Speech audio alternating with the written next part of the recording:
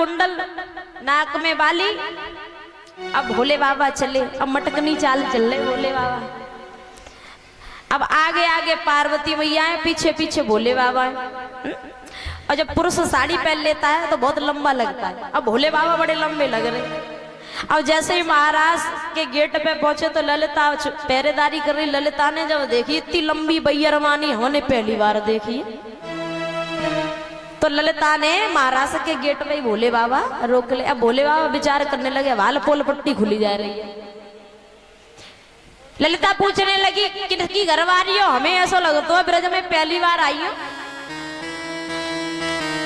कहां से आई हो, तुम्हारे पति को क्या नाम है। अब भोले बाबा ने पार्वती मैया को पल्लू खिसको थोड़ा, पार्वती तुम ही हमें बचा सकती हो। पार्वती मैया कहने लगी ललिता तो ना पता जो को है।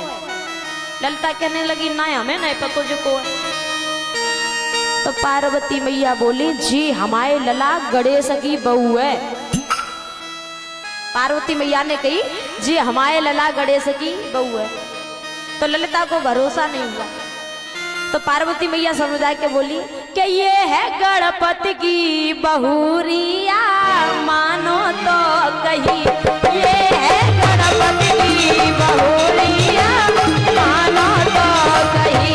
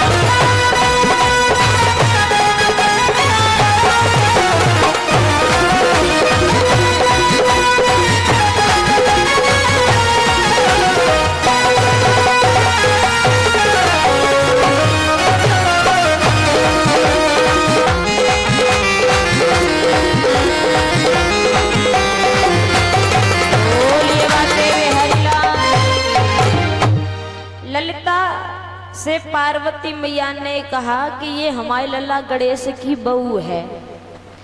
तो ललिता कहने लगी तुमने अपने लल्ला गणेश को ब्याह कर लो कि हाँ, तुमने दावत नहीं खवाई। चलो दावत ना खवाई कोई बात नहीं, तो माए लल्ला गणेश की बहू को मोड़ो दिखवा दो, मोड़ो कैसे है, लगत कैसी है।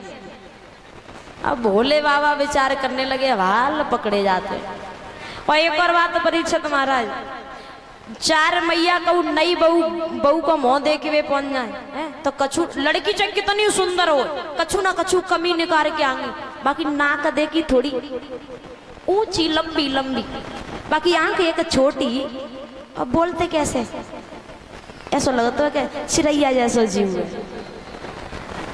कछु ना कछु कमी निकाल के आएंगे, क्योंकि इनको किसी की तारीफ सूट नहीं करती है। परीक्षित महाराज तुम्हें एक दिन अजमाए के देख लियो, इनके सामने का दूसरी बैरमानी की तारीफ करके देख लियो, तुम्हें मालूम पड़ जाए कि मोहिन नार नार के रूपा।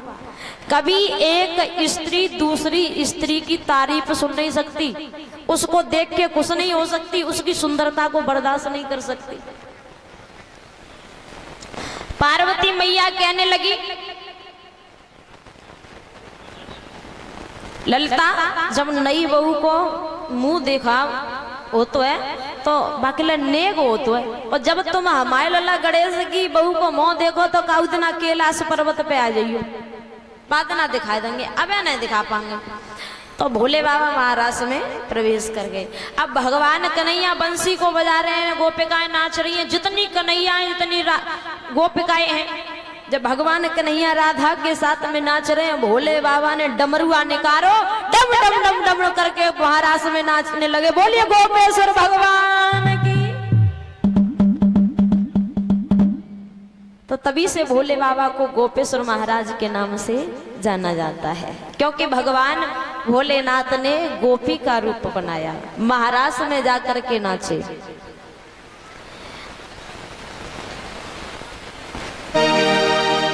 मुरारी कुशवाहा मडोरा 100 रुपए से सम्मानित करते हैं। गजेंद्र कुशवाहा मडोरा 50 रुपए से सम्मानित करते हैं। मनोज कुशवाहा मडोरा 50 रुपए से सम्मानित करते हैं। जोरदार तालियां। हम भगवान से प्रार्थना करेंगे सदा सुखी रहे। तो परीक्षित महाराज, इस प्रकार हमने आपको महाराज की कथा का श्रवणपान कराया। इधर पर राजा कंस बड़ा दुखी है कि मैंने उस नंद के छोरा कन्हैया को मारने का हर तरीके से उपाय किया, पर लेकिन मैंने जिसको भी भेजा वो लौट के वापस नहीं आया। तो देवर्षि नारद ने राजा कंस से कहा कि तुम मथुरा में धनुष यज्ञ रचाओ और कृष्ण और बलराम को मथुरा में ही बुलाकर मार दो। तो राजा कंस ने पत्र लिख करके अक्रूर जी के द्वारा वृंदावन में जब भेजा, तो वृंदावन में जब अक्रूर पहुंचे, नंद बाबा समझ गए कि आज कोई ना कोई मुसीबत आई है। नंद बाबा ने अक्रूर जी का सम्मान किया, भोजन कराया। बाबा नंद मैया यशोदा पूछने लगे, हे अक्रूर कैसे आना हुआ? तो अक्रूर कहने लगे कि कृष्ण और बलराम को राजा कंस ने मथुरा में बुलाया है। मैया यशोदा कहने लगी कि हे अक्रूर अब कहा सो कहा, दोबारा मत कह देना, मेरे लाला कन्हैया को पता पड़ गया तो वो मुझे छोड़ करके चला जाएगा।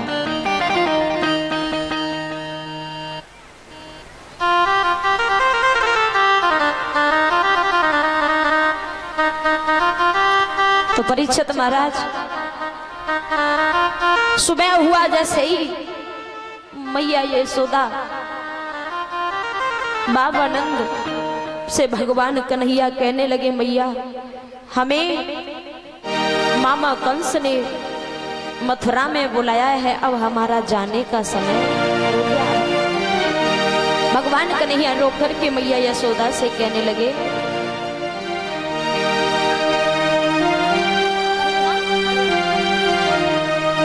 उपासना परशुराम ग्राम मडोरा 101 रुपए सम्मान करते हैं। जोरदार तालियां। हम भगवान से प्रार्थना करेंगे सदा सुखी रहे। बोले हे भगवान श्याम सुंदर कि कृष्ण लेते ही ब्रज से विदाई की मैया